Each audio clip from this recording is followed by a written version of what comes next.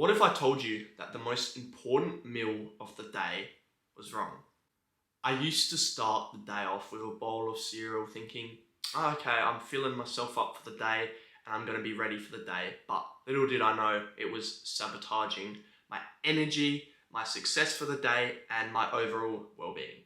The idea of breakfast has only recently come about in the last couple hundred years, and I think it's really interesting that breakfast wasn't an essential meal that people had back when they were living a hunter-gatherer lifestyle. The idea behind breakfast is it's supposed to give you energy for the day, set you up for the day. And I think, yeah, that's cool. I think that'd be really important if breakfast actually did that. But in reality, it's the complete opposite. The biggest issue that I actually have with breakfast is what people eat. For me, it's always been sugar, high fructose or high sugar breakfast. And that's what we're told to eat as kids. You've got Cheerios, all this sugary cereal, but it's not actually fueling our body. And it's really unfortunate that so many people eat this crap for breakfast that they think it's really helping them, but it's sabotaging them. Unfortunately, we've all been tricked by clever marketing and propaganda, really saying that we need to eat this sugary breakfast cereal as it's got fiber in it, or it's got XYZ vitamins or minerals in it, and it's going to help set us up for the day. It's going to prepare us for the day. But in reality, it's just sabotaging us. And I'll talk about that later. Why this sugary stuff is so bad for us. We'll understand that it's going to spike our insulin levels, ultimately lead to an energy crash. When I was at school, I'd have breakfast, and maybe 6 hours later when my blood glucose levels had dropped really low just after I ate lunch, because it's going to take time for me to consume my lunch, I'd often, find myself falling asleep. And it was definitely a result of this eating breakfast, the low blood glucose levels. If I realized this, I don't think I would have been falling asleep in class. I'd be way more energetic in class between the time of about 1:30 to 2:30 when my insulin levels dropped, and when I was consuming my lunch, then my levels finally went back up to where they should be. But because I consumed a sugary breakfast, I was really tired. And I see this with a lot of people. So many people I've talked to, it's like, "Oh, when you feel most tired?" "Oh, I feel tired around 1 o'clock to 2 o'clock. And it's because they've eaten breakfast. As simple as that.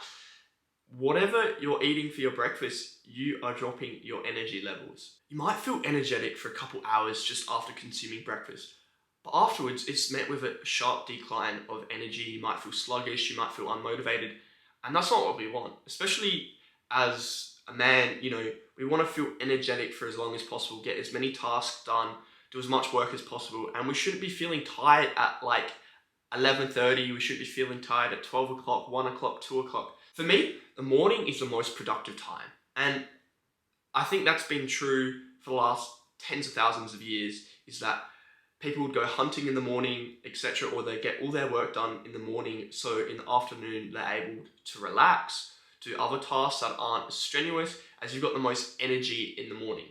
Simple as that. And consuming this food, I always kind of think of it now is it's like I'm giving myself a reward for actually doing nothing.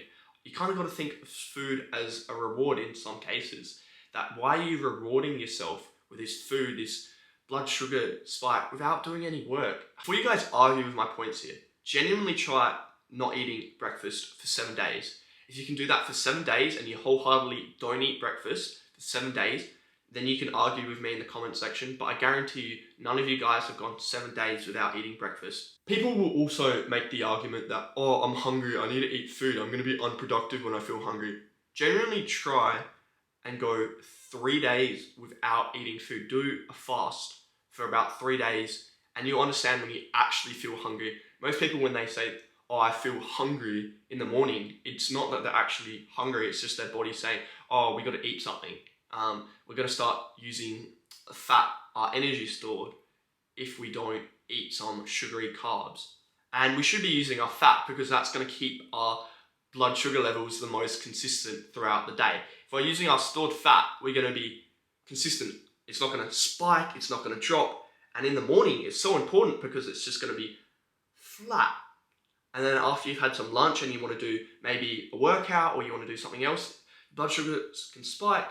And then they're going to stay along here, and then you're going to have dinner, and then it's going to drop back down before you go to bed. The other reason why I'm so against breakfast, and I regret I didn't find this out sooner, is just you gotta look at the benefits of intermittent fasting. There's over like 65, 70 benefits that I could share with you guys today, but I'd be here for hours. I'm just gonna share some key points that I found from my research, and it's really important you guys listen up for this, as it's gonna change your life at the end of the day. The main reason why people intermittent fast is that they want to lose weight, and it's a caloric restriction idea here. The less calories you eat, the more weight you're going to lose. And it's quite obvious that without eating breakfast, you're going to eat less food throughout the day. For me, I often don't have any hunger cravings or anything like that. I don't think, oh, I got to eat breakfast. Oh, I really need to eat food now at like 11 o'clock. It's 12:30 and I haven't eaten any food today. And I feel amazing. For some people, they'll say, oh, well, you know, I gotta consume breakfast or I gotta consume food in the morning to give me energy throughout the day. It's the complete opposite, honestly. Just try it, boys. And even for me, I'm trying to lose belly fat as I'm on a cut right now. And if I'm consuming carbs, I'm not actually gonna be using the belly fat on my stomach. And that's what we want, really. We want to be losing weight here, boys.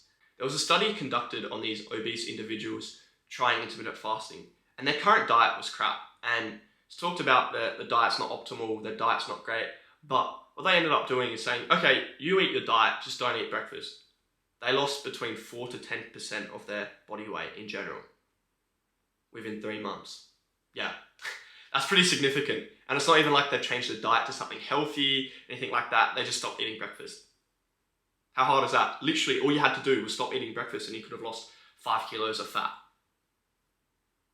Now, this is obviously surface level stuff, and that I'm talking about is that intermittent fasting just loses fat, and that's far beyond the actual truth and why I really do intermittent fasting. Yes, burning extra fat and using it as its prioritized fuel source, using ketones and fatty acids over glucose in the morning is more optimal for me and for everyone, but there's quite a few other benefits that I'm going to share that's genuinely changed my whole perception on why people don't eat breakfast, and the main reason why I switched from eating breakfast. Intermittent fasting activates pathways to rejuvenate and repair your body, also improves mitochondrial function, and suppresses inflammation. Just those 3 things is crazy to think that that's just done by not eating breakfast, guys. Intermittent fasting induces glucose and amino acids deprivation, stimulating AMPK activity and suppressing mTOR activity. If you're like me, you probably didn't know what AMPK means. Essentially, it helps increase the storage of ATP, which is essentially our short form energy, and that's really important when you're working out or doing short tasks, as it's going to increase our ATP, which is going to give us more energy and more power as such to complete workouts. So if I was doing a bench press for 8 reps, right? And if I didn't intermittent fast, I wouldn't have as much ATP stored around my body. And now, because I got more ATP around my body, I might have more energy to do 10 reps on the bench press. And if you're like me and you didn't know what mTOR is, it is essentially I'm going to try this one here, boys.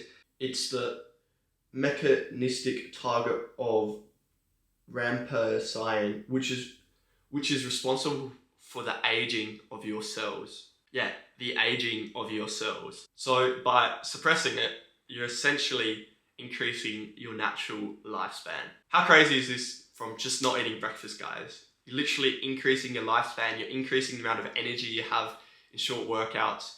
And this is just some benefits. Obviously, you guys can look into more benefits, but these are some of the key benefits I found in my research. And yeah, it's crazy.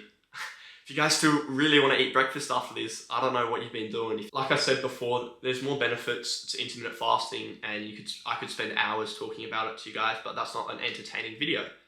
I hope you guys have taken away one thing from this video, and it's just not to eat breakfast. Genuinely try it for 7 days. Let me know in the comments below after you've tried it. And seriously, boys, we're expanding our lifespan, making ourselves healthier, losing fat. I don't know why you still want to eat breakfast after this video. Anyways, boys, it's been a pleasure. I hope you've enjoyed this video, and